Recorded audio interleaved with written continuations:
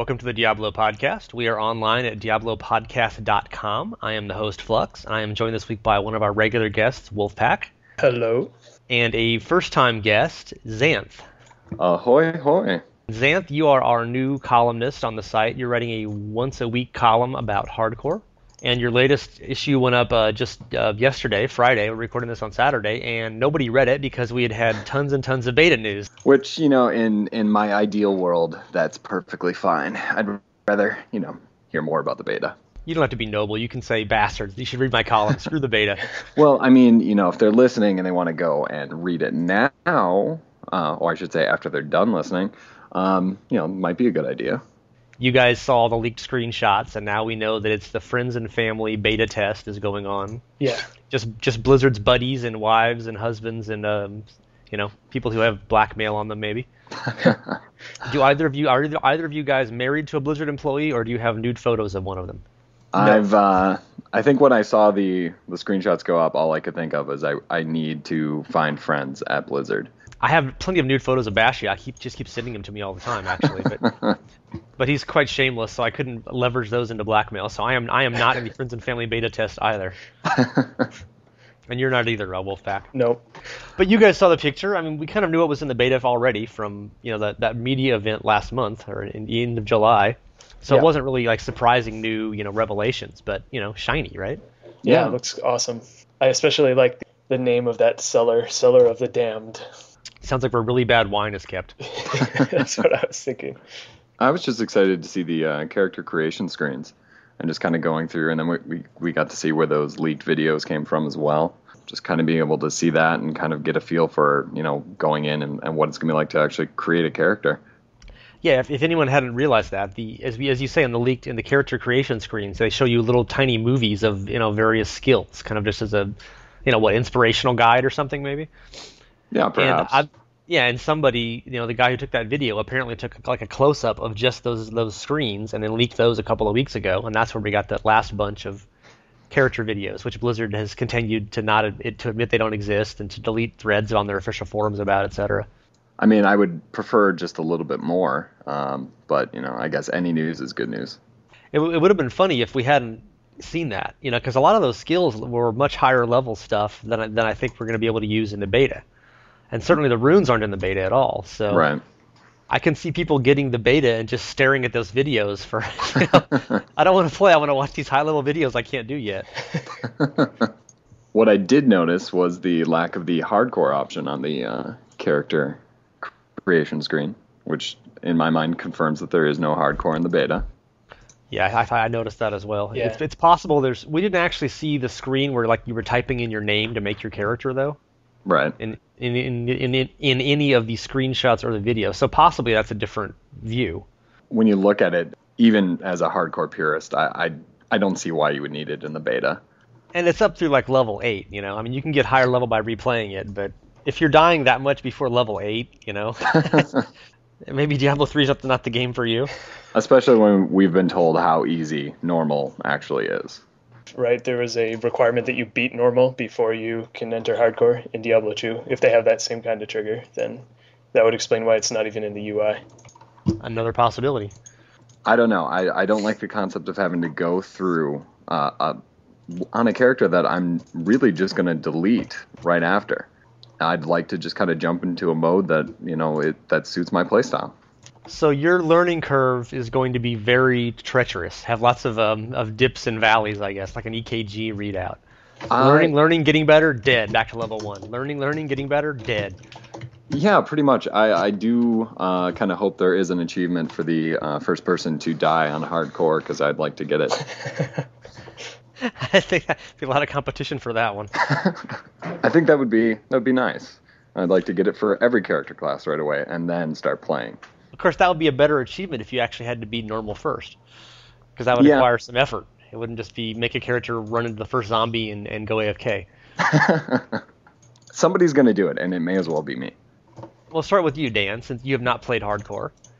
I assume. So tell us, what was your Diablo 2 play experience in terms of hardcore or not, and why? I did not play hardcore because I was concerned about Battle.net's latency, and I didn't have a very fast machine, so loading things like Duriel's Lair took a very long time, and it seemed to me, I was going to be spending all this time working these characters. I don't want to lose them to a fluke, a lag fluke. So other than like a level 19 Necromancer I had with some buddies, I didn't do it much. So you didn't like start it and then have paint deaths and say, I can't take this, it makes me very unhappy? No, I looked at the option and I was like, this is not for me. And even in the years since, as we've got, you've made 1 million Diablo 2 characters, you haven't started, well, maybe I can start this up, maybe I'll start this up again someday and just try a hardcore character? No, it just never appealed to me, because every time I'm looking to make a new character, I'm doing it because I have a specific goal in mind. And then even now, when I have a machine that obviously can load Duriel's Lair instantly, but it's just not a risk I'm willing to take, or at least I haven't been thus far, aside, like I said, from a level 19 Necromancer I made in one of the more recent ladder seasons. Okay, and I'm going to ask you about D3 hardcore plans a little later, but we'll jump over to Xanth here. And I assume you did play a lot of hardcore in D2, Xanth? Yeah, definitely. I think, when I first started was when the game launched, and you had to play softcore to even access hardcore. So, I mean, I played through on softcore, ironically, a Necromancer as well. And then I noticed other people in chat channels that looked just a little different, and I kind of wanted to know what that was about. Jumped into hardcore, died right out of the gate, and was hooked. Pretty much never went back. Do you recall your first high-level, powerful hardcore character? I think it was like a level 60. And I was, really, really proud of it, really happy that I was able to do, a lot of, cool things. I think it was a barbarian, actually. And, when it died, I think I was pretty upset. It wasn't lag. It was just me being an idiot and rushing into too many mobs. I was upset at myself, but at the same time, like, I had such a good time doing it. I wanted to kind of recreate that experience, and pretty much just deleted and started again within maybe 5 minutes. And was that in Diablo 2 Classic or Expansion? That was Classic. And had you been doing any muling, or had you gained any resources from this character? Everything you owned in the world went away with that character. Pretty much, aside from a couple of things that would get me, to like level 20, almost everything went away with him. And you were not heartbroken, and you went back into it anyway. Yeah, like I said, I think it was the experience, the thrill of everything I'm doing could lead to my one and only death that made it so appealing. I don't remember exactly when I started in hardcore, but fairly early on I did hardcore, and for some reason I was really a big fan of Spirazons using jab mostly. That was back before jab accounted for weapon speed, so once you got a pike, you get to Act 3 and find the first pike you could, then you basically go in and view that. So I would just furiously try to find a pike in Act 3, dropping somewhere, and then go and get her to make a rare pike, and that was like the best weapon I could get until like late Act 4. And because there was no speed check on jab, it was super, super fast and really, really effective. But of course, that's not a very robust character, and I kept getting them. Fang skin on Nightmare was really, really nasty back in those early days. And that tiny little, Clvl Temple level 2. Yeah, that's it. And he was extra fast and lightning enchanted, and he had a whole big pack, and they used to spawn right by the doorway all the time. So like you were mentioning, Woflpaq, those slow machines we had back in 1998 or whatever it was, 2000, it took you 5 seconds to load, and by the time it showed up, your merc would be dead on the ground, and there's 9 Vipers pounding on you. You can't click the exit. It's like, this is not a good place to be with a melee character. No, not at all. But Valkyries were weak in those early days, and you still had the loading time. But I do recall that I finally got to Nightmare in Act 4, and I think it was about level 58 or so with a Spirazon. And the best one I had pretty good equipment. I'd twinked a bunch of stuff and muled stuff to other, I had some war chest built up, which is a big thing hardcore characters worry about. Yeah. And then I actually remember this, it's 11 years ago, and I got an MSLE, one of those, the Oblivion Knights, not the mage ones, but just the combat types you get. Yeah. Like in the first 2 or 3 levels, and I somehow didn't notice that it was MSLE. I've been playing a really long time. Went up, jabbed him, one hit, poof, drop dead. Fit whatever, 1500 hit points, max lightning resistance. One hit MSLE, you're done. Ah, the good old days of D2. And as I recall, that was my motivation. People have been telling me you've got to do ranged characters. Do a sorceress, do a Boazon, something like that, because it's just so easy to hit an MSLE by accident. Or there Right. were other, like extra strong fire enchanteds would also one hit kill you in those days. And then I did a Boazon and finally got her to 80 and was able to start muling and twinking stuff and kind of building up a war chest. And that's kind of the big turning point in a new hardcore player's career, is when you finally get one character who's high enough level to start doing, Mephisto runs or whatever, and start racking up some gear. And then you start to feel like, yeah, I can do this. I can make this. I can. I think there is that great feeling when you do have that character who's finally able to start setting up the other characters that you want. I can think of the millions of meth runs that I would do, never for like gear for the character I was running them with, but for the future characters that I planned on having. And then, of course, he died, but that's the nature of the game. I've come back and left and come back and left like so many times. It's hard to remember like the earliest of early experiences, but I do remember being really excited to have a Tarn helm with a perfect topaz in it. I'm like, yes, I have a magic find character now, and the Nagel rings and stuff. Like back when Act 4 was the end, but it's all a lot of pretty much a blur. Have either of you guys played much in like the last 3 or 4 years now that they made all the changes and the rune words are all super powerful and runes are much more findable? Yeah, I've gone back, I think, once a year, twice a year on occasion, especially when there's a new ladder starting, there's always that temptation to kind of join the rush, but it's a completely different game now. Yeah, one thing I noticed coming back, at the beginning of this year, I actually had no characters and I played like a blitz like 2 or 3 months, but then the ladder reset and I was like, I don't want to do that again. So I took a break. But yeah, I mean, there's a lot of botting. It's not like it matters now in a 10-year-old game. I was actually, probably because of botters, able to get a really nice set of gear really quickly through the trade game, but it's pretty different than I remember it. Coming from the hardcore perspective, and for D2, at least in the past year or 2 years, I mean, it doesn't even feel like hardcore anymore. I mean, you walk into any game, you have a bot that'll chant you so that you can kill anything in one shot. It really takes the sting out of death because you can just get a character up to 90 really easily now. Like, I think anybody who reads about hardcore or listens to this podcast, and goes into D2 and decides to try it, I definitely would, preface it with what you see now is definitely not its heyday at all.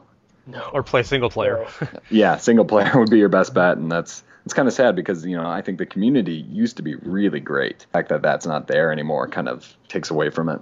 One of the things we kind of have been touching on is the differences in hardcore play. And in my experience, people, it kind of ties into the community as well, but people tend to be much more, it's not so much cautious, but people just seem to be much more, I guess, careful, I would say, but, precise, exacting. You really look at your equipment. You don't want to leave any big holes in your resistances.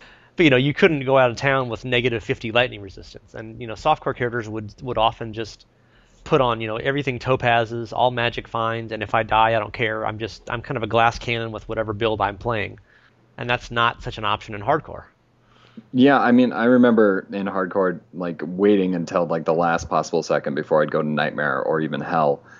Before I would do that, like, I'd make sure I was the right level, and I would spend, how many hours in trade games just trying to find the right gear, because I didn't want to, jump into Nightmare and die right away. Yeah, especially in D2X when Bale became valuable. I mean, runs of him became really good. I remember you'd be level 30 or something when you kind of finish Bale the first time, and then I would just do Bale runs until like 45 just to rack up equipment and experience.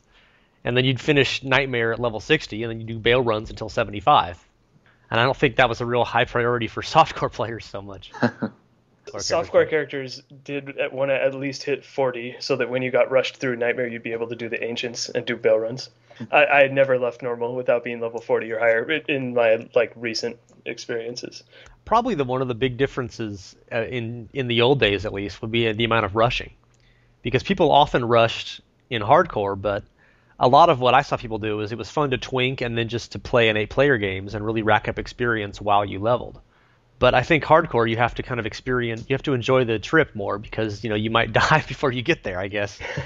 Whereas softcore, it's like, what's the point in anything? I just want to get to level 70 and do meth runs or something. I always thought that when you would get a rush in hardcore, it was a treat in some respects because that person who was helping you was putting their life on the line too. I saw a few people go down, trying to rush us through, whatever it was, Diablo or Bale. And you could just kind of feel them on the other side of the computer going, why did I choose to help these people? Yeah, I remember doing that a few times. I had specialized characters that you would just use for some experiences. I remember I had a Fury Druid that I only used to fight Diablo in Hell. Because back when he had that super damaging pink lightning of death. Yeah. I had like massive fire absorption and resistance, and I had like 3,800 hit points or something on this druid. And I'd help out friends getting through night, because that was really dangerous back then. The whole Chaos Sanctuary with Oblivion Knights dropping Iron Maidens, that was really dangerous. And I would play, a Boazon or a Sorceress or something to help people kind of get through there. And then once you got to Diablo, I would switch out and get my super powerful druid in, who could tank Diablo without any worries. Because anybody else, that pink lightning bolt would just devour you back in those days. Oh, yeah. I think I lost more characters to that than anything else. Than getting trapped in a bone prison and then pink lightning to death.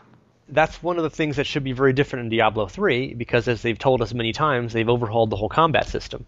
And it's no longer about, every monster's really easy except for occasional bosses are almost impossible. And they're trying to get more of a consistent difficulty curve. And, potions have a long cooldown time. There's not going to be that much life leech, at least in theory. We've seen a lot of screenshots lately that suggest there might be life leech, but... it seems like in Diablo 2, it was either no danger or instant death. Right. And that's kind of what they've said they want to fix in D3. And that seems like they'll have a big difference on hardcore. It's really tough to kind of get a feel for it because, what we have seen, at least from videos and stuff like that, has always been characters being, really overpowered. I think, the only video that I really have been looking at has been that monk B-roll, in which, he looks really, really underpowered. But, from everything we've heard, that was them tuning it down so that we could actually see what the combos look like. Looking at that and then, kind of getting a feel for, like, that's what the combat might be like. I might be surrounded by that many monsters. What am I going to be doing? How well do I need to know my skills as a result so that, that one click, I'm not accidentally hitting the wrong skill and finding my way in my graveyard. Do you think the new combat system will change how you play somewhat, Woflpaq? Well, I hope so. I mean, that's kind of the whole point in it, I guess. Yeah, because in Diablo 2, it was, all right, I have my Javas on, and I'm using Lightning Fury over and over and over and over again. Maybe I'll throw out a decoy, I mean, obviously, if I was playing in hardcore, my playstyle would have to change up a little bit.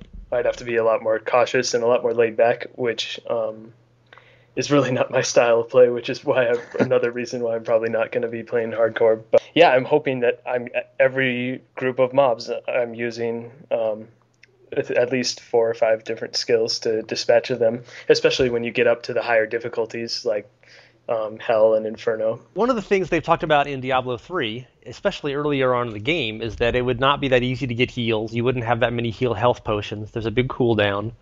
And their theory seemed to be that you would continue playing. Say you were at 50% hit points after a battle, you'd kind of push on and hope to get, a health glow drop pretty early in the next battle. And that seems great for softcore, but do you think hardcore characters would ever actually do that? Or would you just wait till you regenerated, or would you go back to town? Or I think that's the hardcore that we'll end up seeing. I mean, if a boss is coming up and you're sitting at 50%, you're going to do everything that you can to make sure that you're at 100. If it involves waiting an extra minute, or, maybe there's some trash mobs, not too far away. You go, you beat up on them, grab your orbs, and then go put yourself in that situation. I just can't imagine rushing in at Half-Life being at all confident. And that's kind of ironic because the whole point, in many of their changes in Diablo 3 is so you never go back to town and you never pause in combat.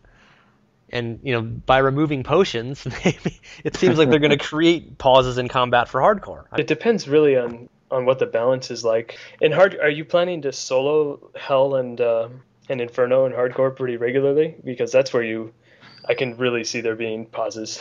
And, all right, we took out that super fast lightning enchanted group. Let's take a break, guys. Like, Yeah, I wonder also because they kept, we didn't have town portals for a long time. And they kept saying there's not going to be any town portals, and now suddenly we have unlimited town portals from some, rock in our inventory that doesn't even require scrolls. Some NPC in town who can heal you. They say it takes 10 seconds to cast the town portal, and you can't do it when there's a monster on the screen. But won't people just town portal back after every battle and get re-healed if they need to?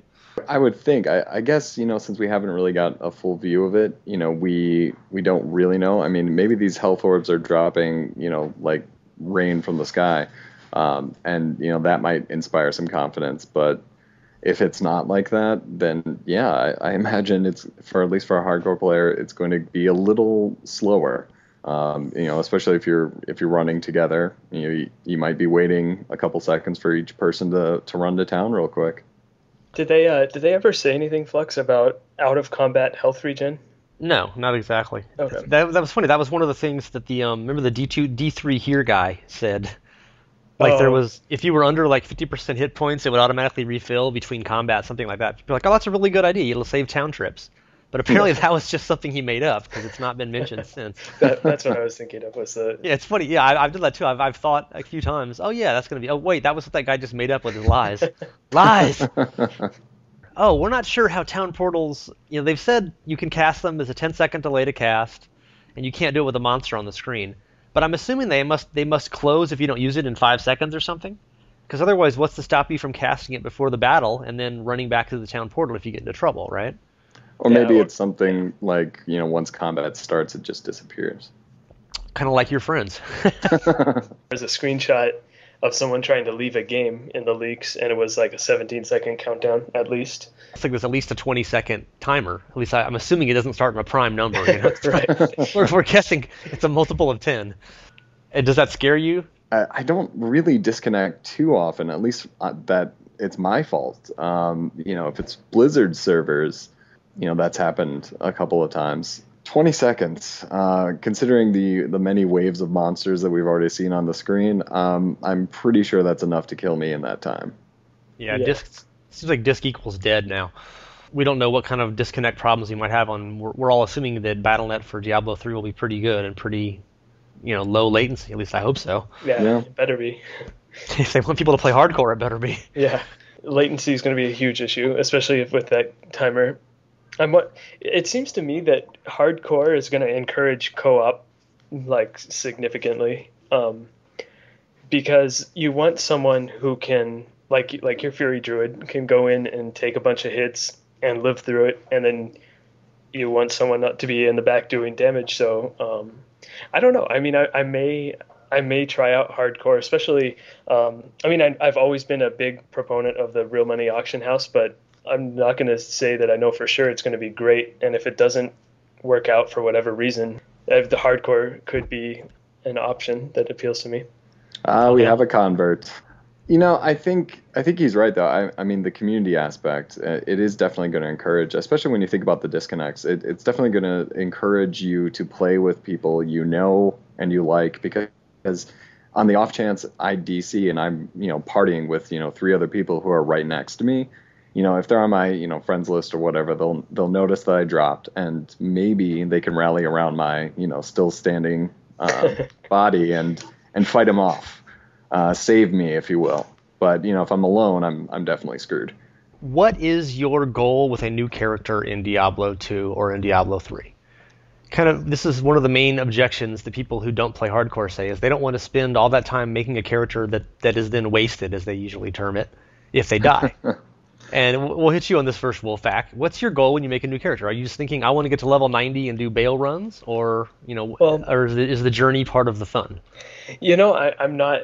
The journey stopped being part of the fun a lot quicker than the game was fun for me for Diablo 2. I'm not sure how it's going to be for Diablo 3, though. I mean, especially since they're doing so many just drastic overhauls and improvements in the resource system. So I won't spend levels 1 to 30 hoping the next monster I kill drops a mana potion, regardless of what class I'm playing. So I think the they're doing a lot to make sure the journey is a lot more fun. And I mean, that's why they say, you know, a lot of people quit Diablo before they even beat normal. It's because the early game honestly sucked. It was not enjoyable at all. The fun for me was when I had a set of gear and then I had a build in mind, and I reached that build and I put on that gear and I was mowing down monsters wherever. I mean, it doesn't matter. Like cow runs, bale runs, running through the jungle, killing flayers in hell and laughing at them. You know, like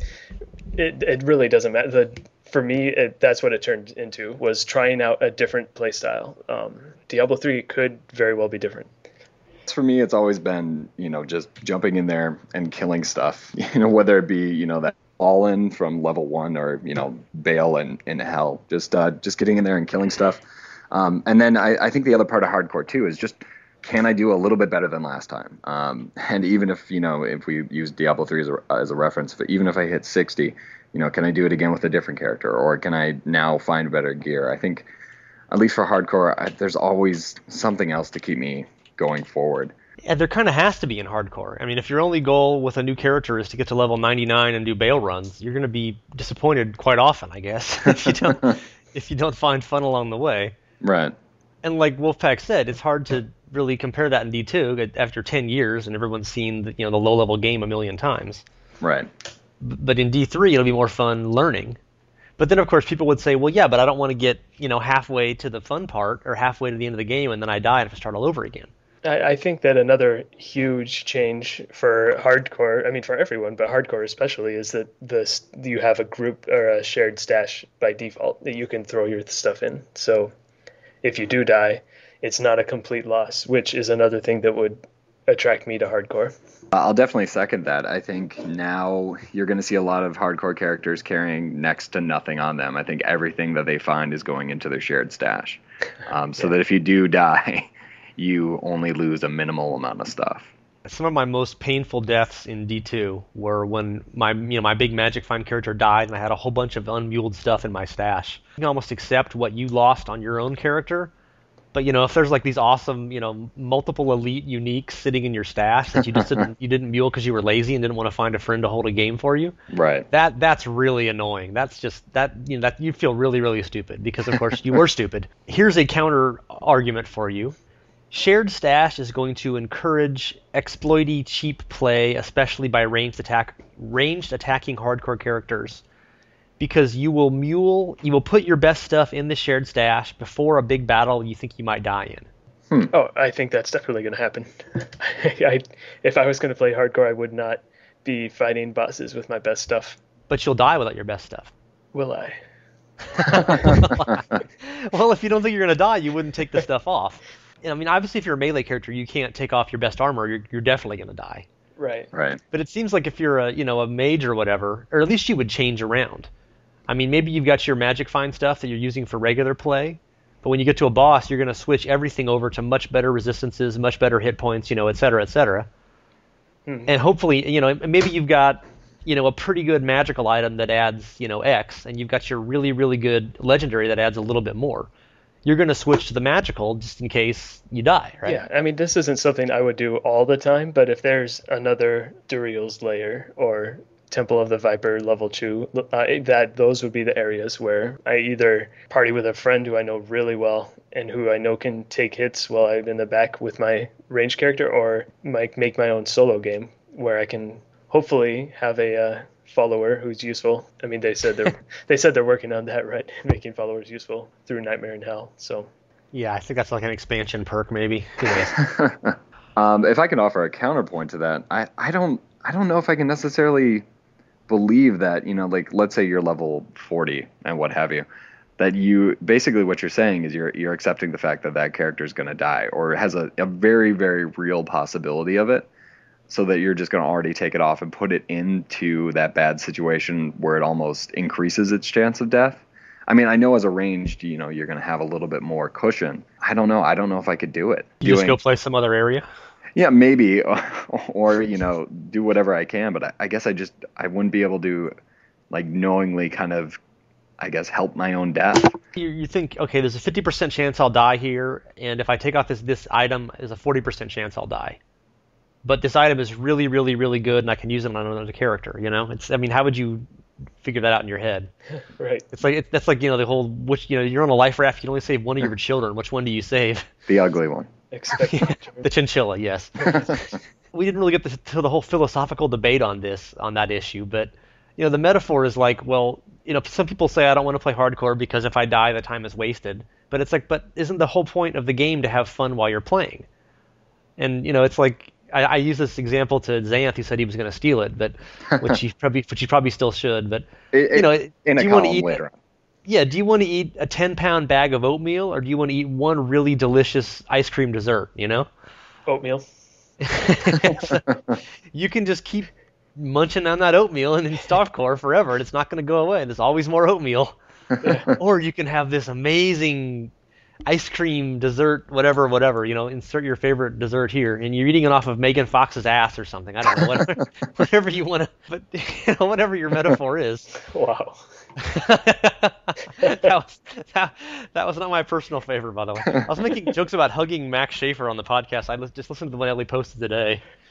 We're joking about Max Schaefer and Bill Roper's strong arms, so I had to swing to Megan Fox there to get my street cred back. There you go. Establishes some masculinity. Yeah, because nothing establishes that like fantasizing about some girl on the internet. Boy. Right. Your reputation's intact now. Yeah. To carry on with your analogy, aside from the Megan Fox part, when I look back at hardcore, especially from, back in the day, I have a better memory of all the deaths and, the experiences of that than I do of creating any character and like going through and, fighting Duriel or anything like that. Like, I remember the deaths more than anything. And that's kind of cool. It was an experience. Do you agree with that, Woflpaq, or do you think we're crazy? It makes sense. If it's more thrilling to make an effort to stay alive, then I could see why that would appeal to some people. But on the flip side, you've put literally hundreds of hours of your life into this character to make it super strong, and then it dies, and then you have a tombstone to show for that. It's just you don't even get that. And memories. A few skulls on the base or of your banner or whatever. And on the flip side, you're having more fun while you're playing. So yeah, it's and the other thing is we have 10 characters per account. I'm going to have one of each class for softcore. I have no reason to have a second, thanks to the really easy switching out of skills. So I could easily see myself having 5 hardcore, 5 softcore, and then if I get bored for whatever reason of softcore and I want to test my luck, so to speak, hop into hardcore. So just the 10 character limit thing. Did you play softcore as well as hardcore, Xanth? I mean, I pretty much only played hardcore. Like I said, I started in softcore, and then once I made the switch, I really didn't go back. I think maybe like a week or two after starting hardcore, I'd already deleted my few softcore characters that I had just to make room for the other hardcore that I happen to have. Woflpaq just said you can do 5 of each. Obviously, that's an easy math given that there's 5 character classes. Of course, it's gonna. Well, I wonder are they gonna give us 12 slots when we get the expansion and they add another class? I mean, who knows? But probably not. They haven't done that with World of Warcraft. It's been the same 10 forever. Right. I don't think there'll be a lot of people doing 5 of each because generally you want to focus on one or the others, especially with the shared stash. Right. You want to share your loot and build your, it's like, do you play on 2 realms at the same time when you can't share the items? I mean, usually no. People like to play on one realm and kind of concentrate their wealth. That's a good point. Do you think that the 10 character thing is going to be a problem, Xanth, in terms of, I mean, many people in hardcore, you don't just have one wizard or whatever. I mean, maybe free specs will change that. We're not sure how that's going to work out exactly. But I mean, I had multiple different characters of each type. I had magic find ones and rushing ones and strong ones and, etc. Yeah, I completely agree. I don't think 10 is enough for hardcore at all.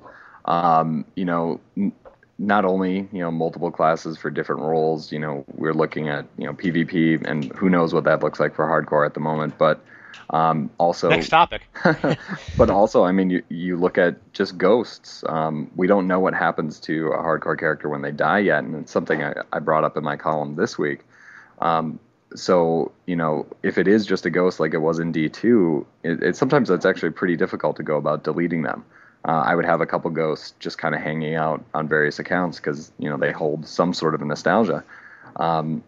So now that's 2 of my slots taken up by characters I can't even use, but it's just a little difficult to go about deleting. So I don't know. I don't know what's going to happen with it, but 10 is not a number I'm happy with. I don't think they're going to have ghosts take up a character slot. That doesn't really make sense to me. I imagine, or what I would do if I was them, is I'd have a graveyard for hardcore characters, and when your character dies, his character is removed from the slot, but it's in the viewable, like somewhere you can always see it, you know? Yeah, I have wondered about that also, like what Woflpaq just said. Are they going to have some sort of in-game feature where you can actually look through your dead hardcore characters? I mean, imagine if you could, actually kind of see what they had on when they died. Or, Yeah. I mean, ideally, it's like, can you watch a video of their death? I mean, I don't know if you even want to watch it, but Replay. you can at least say, this character died at this level to this monster, if there's not Right. a movie. Yeah. But imagine if there's like a 20-second movie of, and what if it's one of those like fatalities where they pick you up and bite your head off, that kind of thing? I mean, you'd be like, oh my god, like you're just like shaking and trembling. It's like a honeymoon video. Oh wait, those are good. I do have a fond memory of DII.net with the hardcore graveyard. And if we could get something like that built into the game, that would be awesome. Because I've submitted many a screenshot there, and it was always kind of cool to go back and you could look. It was a little painful, but you could look and you could see, your character's exploits, and they kind of would be able to live on somewhat forever.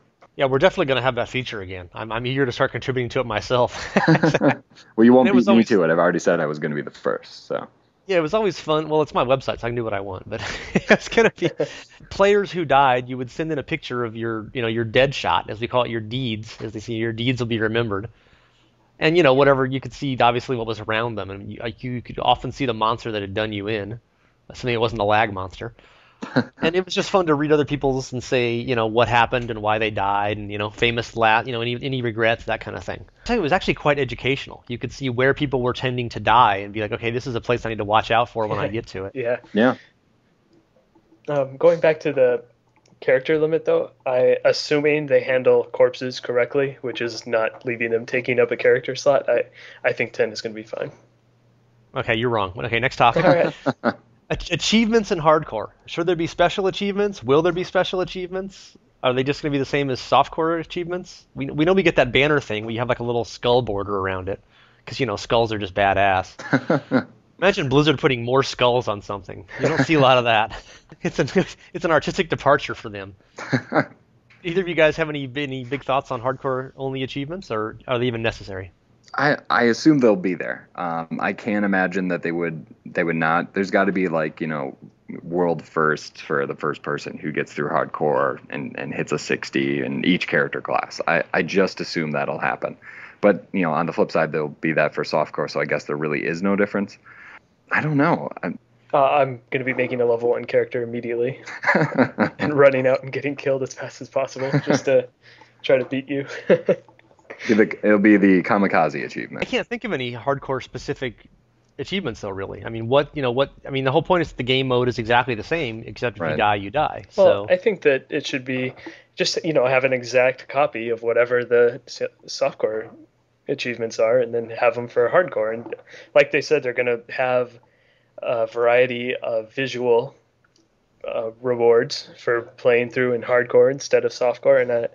And I imagine when you hit certain achievements in hardcore, you'll get like a shiny aura or something for when you're in the chat rooms, as opposed to softcore where you just get another ribbon on your flag. Another 5 pounds of oatmeal. Yeah.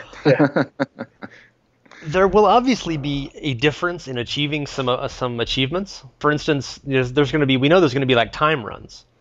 Right. If the challenge is to beat Dungeon X in 60 seconds and you have to almost kill yourself to do it, that's a little different when killing yourself means killing yourself. Right. Know that many achievements yet, but say there's an achievement for, killing Diablo without drinking a single potion.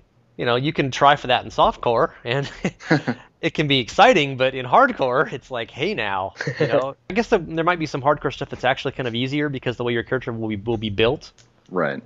I mean, maybe there's a couple for, like you might get a personal achievement for your longest lasting hardcore character, or, shortest lasting hardcore character, like the longest living level 60, or, something like that. Maybe, but I really doubt they're going to differentiate us that much. How about softcore achievements for not dying? Or is that just redundant and weird? Yeah, I think there should be I should have played hardcore achievement. So that would be like if you don't die through all of normal, you get your should have played hardcore part 1 or something? Yeah, well, like beating the last boss in Inferno. That should... Or just keep adding really in between I and should. So I should have played hardcore would be beating normal. I really should have played hardcore for Nightmare. I really, really should have played Nightmare. Or should like have played it's an adverb achievement. Yeah. Yeah. I very, very, very should have really, really, really. Something in Path of Exile that they're doing is you can start off a character hardcore, and if they die, they become softcore. Would something like that in Diablo 3 encourage you to try hardcore, Woflpaq? I wouldn't like that. It might. Yeah, actually, I mean, I would create every character hardcore, because why not? And then there'd be noobs flooding our base. Yeah. Mm-hmm. So you mentioned that at some point, Xanth, and I think most of the feedback... I think I mentioned that in the comments on one of your columns, and most people were like, that's a horrible idea, never talk again. Yeah, I mean, I think for Path of Exile, it's a cool concept, and, good for them for trying something that will encourage people, to try that, but for Diablo, I really don't like it, and I think Woflpaq has a really good point. Everybody would start hardcore because, hey, it doesn't matter, I'm gonna shift into softcore. And, a lot of people who play hardcore are very meticulous about their characters. And, yeah, you might have gone through, the first part of normal and you didn't die. And, great for you. Now you're in Nightmare with me and you're going around, just hitting everything that you can, paying no attention to what I'm doing, and I'm dead now as a result. I don't like that. And they might say, well, you're just going to be softcore. Well, I don't want to play softcore. I really, really don't like that concept. Yeah, it takes away from the... You might be generalizing just a little bit about how softcore characters play there. Yeah. Woflpaq may have an objection to that. No, that sounds exactly how I'm going to be playing. But yeah, it removes the thing that I understand hardcore players like, which is when I die, I'm dead and it's final. So that increases the level of excitement for me, which makes sense. And I hope that doesn't make its way into Diablo. Pro would be it gets more people to try hardcore, but at the same time, the con might be it gets more people to try hardcore. So some people want an elitist kind of thing where you're not doing hardcore unless you're really serious about it. Yeah, I think it's dead. That might be the most elitist thing I'll say is some people really just shouldn't play hardcore. And it's not really, it doesn't really soften the sting of death that much if you're a hardcore player because you're not playing softcore characters anyway. Right. I mean, the only thing that I thought could be useful about it, and this kind of ties into the whole PvP issue we're going to get to very shortly, but, if they were going to keep the only permadeath option for hardcore arena fighting, then it would be kind of cool if you died and you could go to softcore because then you could just use that character for arena dueling maybe as practice for your hardcore. I think the concept of that seems pretty cool. I mean, the hardcore becoming softcore when you die. But hardcore characters don't play softcore as well, and softcore characters would just kind of abuse it and just say, what the hell, I don't care about this anyway. So maybe it's a really good idea and concept, but then when you actually break down what will happen, it maybe, we all seem to think it's not so great. Right, and I think the other issue, and I'm sure we'll talk about it eventually, is the real money auction house and suicide muling and stuff like that. Yeah, that's an interesting whole wrinkle to it. Right. I think you would have a lot of people just, hey, I've got my $50 win force on hardcore. Oh, it just made its way to a level 1 and I'm dead. Now I can have $50. I think it would kind of mess up the economy, and it really, really would destroy what the hardcore economy could be with a gold-based auction house. Yeah, just in case anybody didn't quite grasp that, the concept is your hardcore character would become softcore once they died, and thus you could put items on them and have them die with those items, and the items would then turn into the softcore economy, which could then be sold in the real money auction house in theory. It actually could be kind of a weird system where it would end up draining items from the hardcore economy because people wanted to sell them through the RMAH. Right. and that would be evil and wrong. Unless you're Woflpaq, who likes it a lot. One other thing, banner system. Do we think? I mean, they said they'll be a little bit different of the hardcore. You know, you get skulls on the bottom of it because skulls are cool. Do we even really care what the banner difference is for hardcore? Or to pose a question to Woflpaq, I mean, does the fact that I would have skulls on the bottom of my banner appeal to you enough for you to jump into hardcore? No, I mean that's not why. Are you a 12-year-old boy at Hot Topic? In other words. Exactly. I don't know. I posted about this in my first column. I guess I was expecting a little bit more. I don't know what in general, but like when I was told we were going to look a lot cooler or something, I thought we're going to be awesome. And it's just a pile of sticks and skulls. I'm sure there's going to be more, though. They're not going to just have that. I hope. What if they're glowing 3D skulls? All right. Well, okay. Now I'm okay with it. What if they're rainbow unicorn skulls? All right, go ahead. Go ahead, Woflpaq. What if you look like Ghost Rider? What do you mean if? The answer is no. I wouldn't. The visual effects are not why I'm going to try hardcore. If I try hardcore. Not from the banner, at least. Right. Yeah, it just seems like they kept saying you look really different on Battle.net and it'll be really obvious you're hardcore. And it's like, well, okay, it's different, but it's got a border of skulls, Right. I mean, the Diablo 1 manual has borders of skulls on every page, but it's cool, but it's not the whole reason I have the manual. So. Yeah, in D2, I mean, we had a different colored lettering, and our characters were actually standing there ready for battle. Because we were fighting for our life every day. But this one, it's just, we happen to pick up a few skulls and we're gonna take them with us and put them up by our banner each time. It just seems weird. And apparently they're human skulls. Should they be like demon skulls?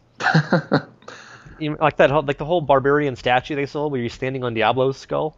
I mean, we're sure there's going to be banner changes for finishing the game on Inferno or something like that. Right. It'll show. So maybe the one you get in hardcore is just like the glowing rainbow unicorn banner bonus.